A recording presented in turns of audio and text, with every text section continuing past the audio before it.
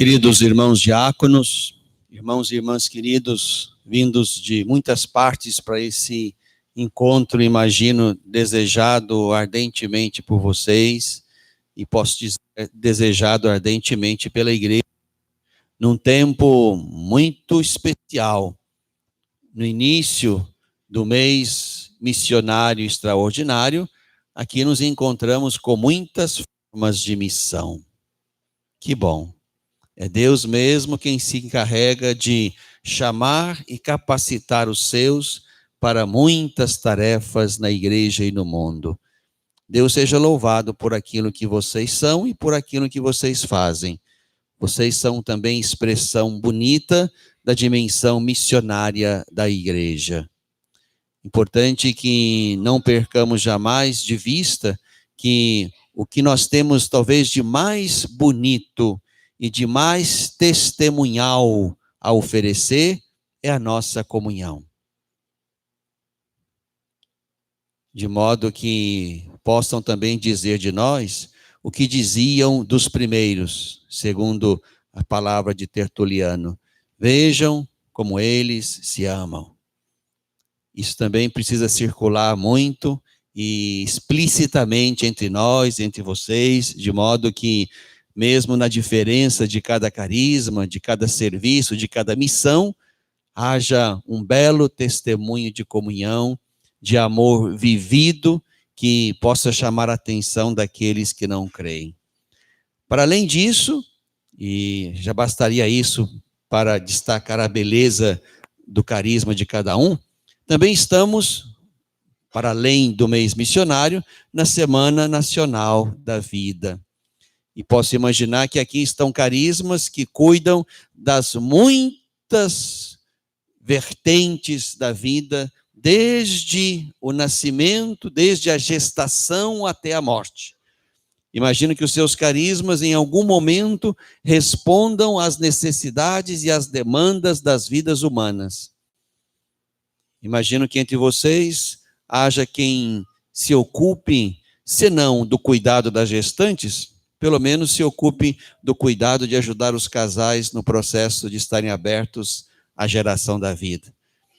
E desde esse momento bonito inicial, posso imaginar que entre vocês também, mesmo que não haja um carisma que cuide dos que estão na experiência da morte, imagino que vocês não se dispensam dessa tarefa se colocarem um dia diante dela.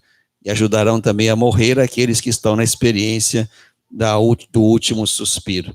E é exatamente aí que está a nossa missão também como igreja. Uma igreja cuidadora, servidora, zeladora da vida. E isso também os liga bem ao que o nosso tempo na igreja aqui no Brasil está vivendo, que é a Semana da Vida. Então, reunidos na Eucaristia, podemos beber de novo, com muita abundância, dos textos e dos santos que podemos trazer hoje para o foco da nossa fé. Tomamos o texto do profeta Baruque. Baruque era amigo e secretário do profeta Jeremias. Aqui estamos em torno de 600 anos antes de Cristo, e na iminência da invasão da Babilônia, que, tendo vindo, arrasou o reino do sul, Judá, Jerusalém, e levou exilados para a Babilônia os que estavam ali. É exatamente aqui nesse contexto que se faz uma leitura, digamos, da história, uma teologia da história muito correta. E a leitura é esta: o povo sabe que o que está acontecendo é resultado de infidelidade. E esta é exatamente a pregação profética. O que está acontecendo aqui nesse tempo, porque o povo foi entregue aos estrangeiros, foram vendidos às nações, foram de fato aniquilados e levados ao sofrimento, não por uma decisão linear de Deus, mas exatamente por infidelidade a Deus. Porque se afastaram do Deus verdadeiro, porque ofereceram sacrifícios aos demônios e não a Deus, porque não construíram um caminho de fidelidade à lei, eles sabem que o exílio é resultado de infidelidade, de pecado. De modo que este sofrimento é oriundo não de um Deus castigador, mas resultado de pecado. Porque se pecado gerasse coisa boa, não seria pecado. O que gera coisa boa é graça. Então, há, digamos, um fruto a ser colhido da graça que saboreamos, e há também um fruto negativo a ser colhido do pecado que praticamos. Aqui estamos diante, então, de uma consciência bonita de que é preciso conversão. E conversão diante de um Deus rico em misericórdia. E essa palavra nos remete a Santa Faustina Kowalska, cuja memória trazemos também nesse dia. E talvez, como vamos falar com os diáconos, porque são santos recentes, nós não os temos nos nossos livros litúrgicos, né? Mas é importante que aqui nós tenhamos em presente esta figura que no coração do século passado nos estimula a olhar a Deus como fonte inesgotável de misericórdia. De modo que ninguém precisa ter vergonha dos seus pecados. Como dizia o profeta Baruque ontem, né? Ontem ele nos chamava exatamente a isto. Resta-nos corar de vergonha. Resta-nos corar de vergonha.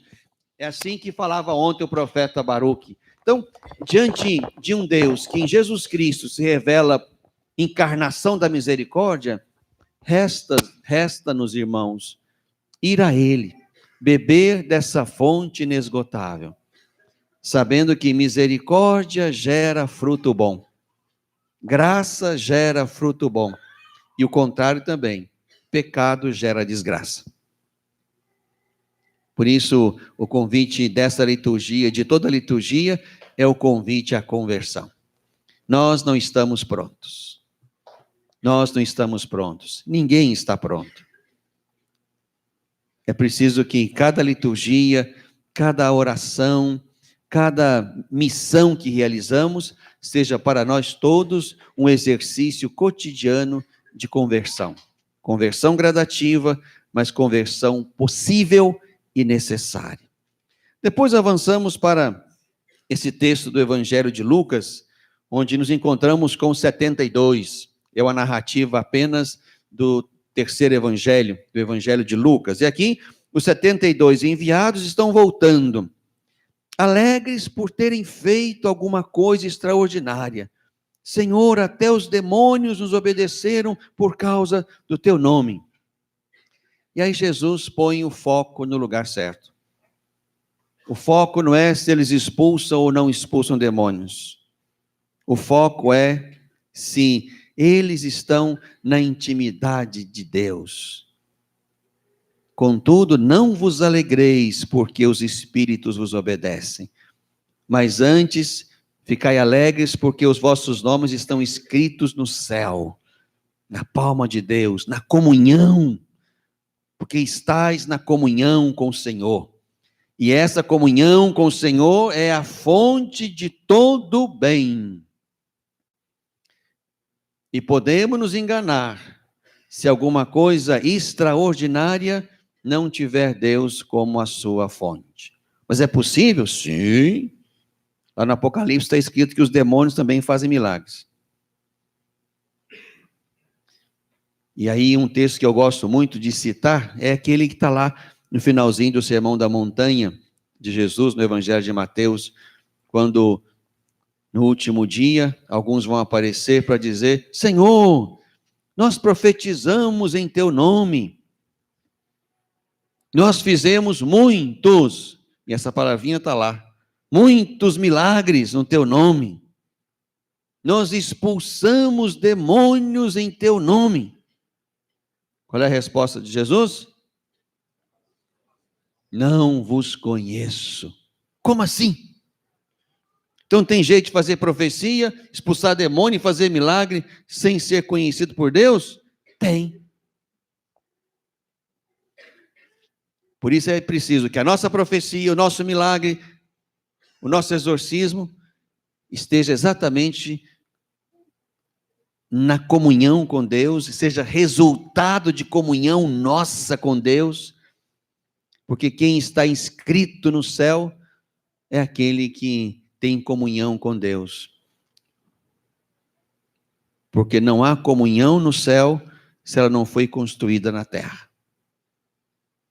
Por isso é muito importante, irmãos, que também aprendendo da liturgia de hoje, nós, de fato, cada um, cada carisma, cada ministério, cada estado de vida que está aqui hoje, nós nos reportemos sempre a Deus. Por isso é um convite também ao cultivo da vida espiritual, ao cultivo da oração, ao cultivo da vida eucarística, de modo que sejam estes os lugares onde, experimentando Deus, nós façamos a boa obra de Deus. E se Jesus lá no Evangelho de João vai nos garantir que quem crer nele fará as obras que ele faz e maiores ainda, então, irmãos e irmãs, é por aí que temos que ir mesmo. É nos conectando sempre mais e mais profundamente no Senhor, é a partir dessa experiência mística, espiritual, que haveremos de realizar bem a nossa obra e dar frutos pelo nosso vínculo com o Senhor. De modo que as nossas boas obras, as nossas obras extraordinárias, a nossa profecia, a nossa ação poderosa sobre o mal, tenha Deus como autor, porque Ele age em nós, porque estamos em comunhão com Ele. Depois há ainda um outro elemento bonito, que nos faz pensar no outro santo. Seguindo o texto, naquele momento Jesus exultou no Espírito: eu te louvo, Pai, Senhor do céu e da terra, porque escondeste essas coisas aos sábios inteligentes e as revelaste aos pequeninos. Um convite também, que mais uma vez o Senhor nos faz, para o estado de vida que nos coloque aqui no lugar dos pequenos, dos humildes, dos pobres, como cantou o salmista.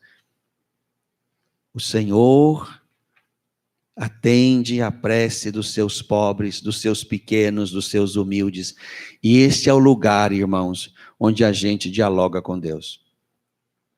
Se precisamos estar numa comunhão permanente e poderosa com Ele, o lugar a partir do qual nós nos relacionamos bem com Deus é o lugar da pequenez, é o lugar da pobreza, é o lugar da simplicidade. Aí, Benedito para nós é um belo exemplo nesse dia. Benedito Negro. Se Santa Faustina é do século passado, São Benedito é do século XVI, e ali nos encontramos com um homem, filho de escravos etíopes, que nasceu e morreu na Itália, na Sicília, e ali nos encontramos, portanto, com um homem que quis sim viver a sua experiência pessoal e íntima com Deus, a ponto de querer ser eremita. E o eremita é aquele que só tem Deus como companhia, não é verdade? Eremita é aquele que só tem Deus como amor. Esses são os eremitas. É ali que ele começou a sua, digamos, a sua experiência espiritual mais intensa. Mas tendo sido extinta aquela ordem eremítica, ele foi se ligar a uma comunidade franciscana. Mas interessante saber que Benedito não sabia nem ler nem escrever. Não sabia nem ler nem escrever. Por isso fora colocado em princípio na cozinha. Por isso que é comum encontrar nas nossas casas embaixo de São Benedito com um saquinho de arroz, feijão, que a gente põe em cima da geladeira para não faltar isso em casa, não é assim? É, por isso que estão ligados Benedito com a comida em casa. Mas não ficou ali. E se ele não ficou na cozinha e chegou ao ponto de ser responsável pela casa e mestre de noviços, ele que não sabia ler nem escrever, é porque aquele homem não tinha acesso às letras, mas tinha uma santidade, tinha uma espiritualidade que o colocava como mestre de quem estava começando o caminho. como os outros noviços franciscanos. Aqui nos encontramos também, portanto, com um homem pequeno. É assim que nós vemos muitos dos nossos. Gente que não frequentou os bancos das escolas ou das universidades, mas gente que dá um show de engajamento, de presença, de proximidade com a comunidade, de sabedoria de Deus. É isso que eu digo sempre. Tem gente que foi formada por Deus mesmo. Porque se você pegar o currículo do sujeito, não tem nada aqui que capacite esse sujeito para falar como ele fala, para fazer o que ele faz, para ter a destreza que ele tem. Foram formados literalmente no coração de Deus, na escola de Deus. E por isso aprendemos também desses pequenos de hoje e de ontem, do Benedito de lá e dos Beneditos de cá, que de fato é a partir de um coração pequeno que nós e Deus nos relacionamos bem, que Deus nos conta as suas coisas e nos revela os seus mistérios e os seus desígnios. Então termino convidando-os todos também, a partir do seu carisma, para viverem aí uma verdadeira experiência de humildade, de pobreza espiritual, de pequenez, assim como Maria também, nos recordando de que o Senhor se entende bem com os pequenos, mas detesta os soberbos. Por isso, a nossa relação com Deus exige de nós, sim, uma postura espiritual de pequenez, de infância espiritual, como Teresinha nos ensina. Então, que a Eucaristia de hoje nos eduque na escola de Jesus e possamos avançar, cada um na sua missão, no seu carisma, como filhos e filhas de Deus, como comunidades que o Senhor chamou para a missão, mas comunidades e filhos e filhas que crescemos todos na conversão pela via da misericórdia, na comunhão com o Senhor, para que possamos fazer as suas boas obras e, sobretudo, na pequenez, de modo que o Senhor fale sempre ao nosso coração e só a Ele verdadeiramente escutemos. Glória ao Pai, ao Filho e ao Espírito.